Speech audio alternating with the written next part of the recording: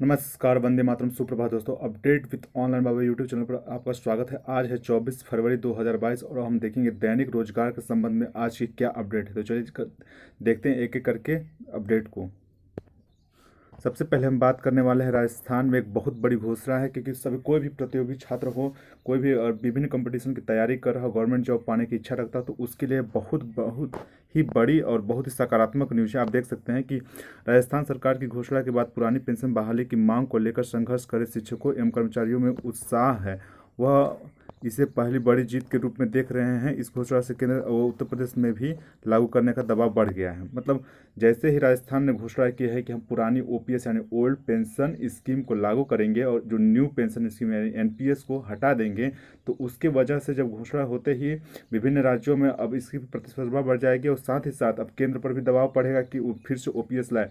देखिए, कोई भी अगर सरकारी कर्मचारी है, अगर उतना दिन तक सेवा दी है उसने, तो उसको ओपीएस मिलना भी चाहिए, क्योंकि वह उसके हकदार भी है। और साथ ही साथ देखिए, एनपीएस कुछ भी नहीं, एनपीएस में उतना बेनिफिट नहीं जितना ओपीएस से बेनिफिट है कर्मचारी को। ठीक है, तो यही अपडेट है। देखिए, सपा के दावों को लेकर बड़े कर्मचारी, आप यहाँ देख सकते हैं कि सपा के घोषणा पत्र में पुरानी पेंशन की बहाली को शामिल किए जाने के बाद इस मुद्दे को लेकर सियासत और तेज हो गई है। राज्य कर्मचारियों की संयुक्त परिषद के अध्यक्ष हरि किशोर तिवारी का कहना है कि पुरानी पेंशन के अंतर्गत अंतिम वेतन के 50% के बराबर पेंशन निर्धारित होती है। अब देखिए, पुरानी पेंशन के अंतर्गत अंतिम वेतन का 50%, मान लीजिए आपका वेतन लास्ट में रिटायर जब होने लगे आपका, मान लीजिए आप एलटी ग्रेड या टीजीटी में 4600 ग्रेड पे आपका सिलेक्शन हुआ और लास्ट में आप जब रिटायर होने लगेंगे तो आपकी वेतन लगभग, मान लीजिए अगर 30 साल सर्विस करते हैं तो लगभग 2 लाख से ऊपर जाएगा, 2.5 लाख के करीब आपका रहेगा उस समय डी हुए हिसाब से। तो 2.5 लाख के हिसाब से अगर आपके अगर वेतन अगर आधा भी कर दिया तो 1,25,000 आपको पेंशन मिलने की बात हो रही है यहाँ पर। तो सोच लिख सकते हैं कितनी बड़ी अच्छी और राशि है और कितनी सही है। और एक युवाओं के लिए बहुत बड़ी खुशखबरी भी है कि अगर ओपीएस लागू हो जाती है तो यही है न्यूज़। और इसमें देखते हैं इसके अलावा पारिवारिक पेंशन, डीए, वेतन आयोग के समेत अन्य कई लाभ भी मिलते हैं। मतलब और कई सारे मतलब लाभ मिलते हैं। अगर आपकी मतलब मान लीजिए जो पेंशन भोगी है, मेन जो रिटायर हुआ है, अगर उसकी मृत्यु भी हो जाती है तो उसके फैमिली वालों को भी पेंशन मिलती है। ठीक है। वहीं कर्मचारियों का एक बड़ा वर्ग ने सपा की घोषणा पर सवाल उठाया है। उनका कहना है कि कॉर्पस फंड फ्री बाजार के हवाले होगा। मतलब उसी की बात की गई है। तो ये बहुत ही बड़ी खुशखबरी है जितने भी प्रतियोगी छात्र विभिन्न कंपटीशन एग्जामों की तैयारी कर रहे हैं या सरकारी नौकरी की इच्छा रखते हैं। तो आगे की न्यूज़ देखते हैं। यूपीपीसीएस ने हस्ताक्षर और फोटो की त्रुटि को दूर करने का दिया मौका।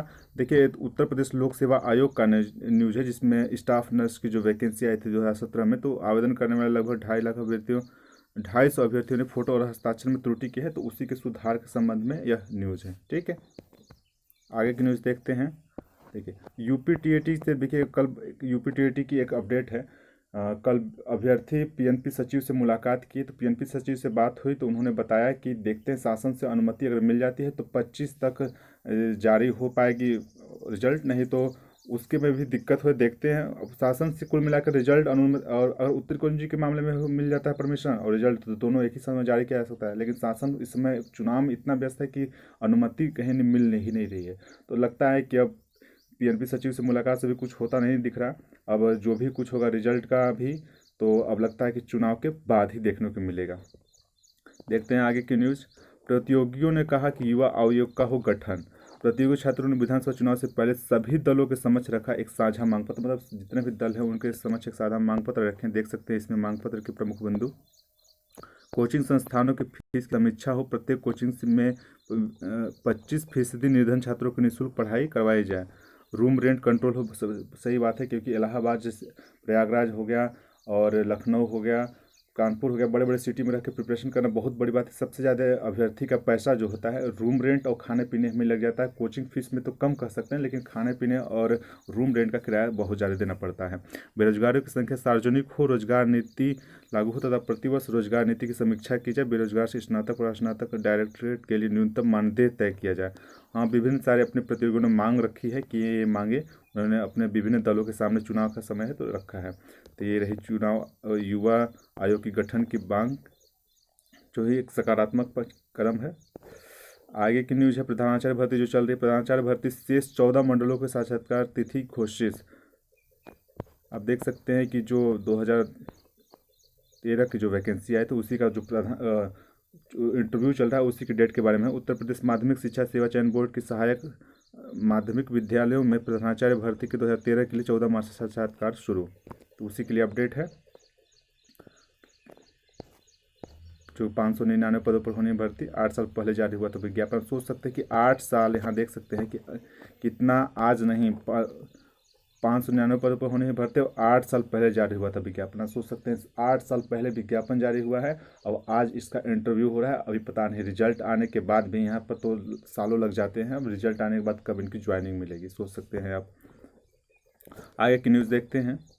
देखिए, रीट की एक बहुत बड़ी खबर कल आई है कि रीट में मुख्यमंत्री वहाँ के जो है अशोक गहलोत ने में 62,000 शिक्षकों की भर्ती मुख्यमंत्री ने बजट में जुलाई 2022 में रीट कराने की घोषणा की है। अब यह भर्ती 32,000 की बजाय 62,000 पदों पर की जाएगी। मतलब जो पहले 32,000 पदों पर वैकेंसी आनी थी तब वो, उनका कहना है कि बजट कल पेश हुई थी राजस्थान में, तो उसमें कहा गया कि अब हम 62,000 पदों पर भर्ती करेंगे। अब देखते हैं, और इसका एग्ज़ाम जो है जुलाई में होने वाला है, तो जो भी रीट का एग्ज़ाम है देना चाहता है वो दे सकते हैं, और जो भरे हैं उनके फीस नहीं लिए जाएंगे और भी बहुत सारी सुविधाएं दी जाएंगे।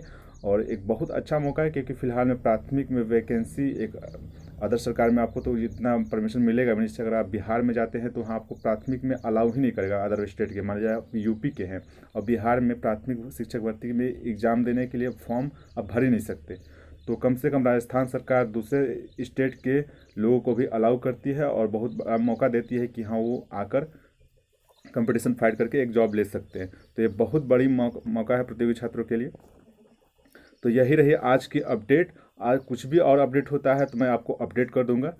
तो वीडियो देखने के लिए बहुत बहुत धन्यवाद। अगर वीडियो आपको अच्छा लगा तो प्लीज़ वीडियो को लाइक करें और चैनल को सब्सक्राइब करें। धन्यवाद मित्रों।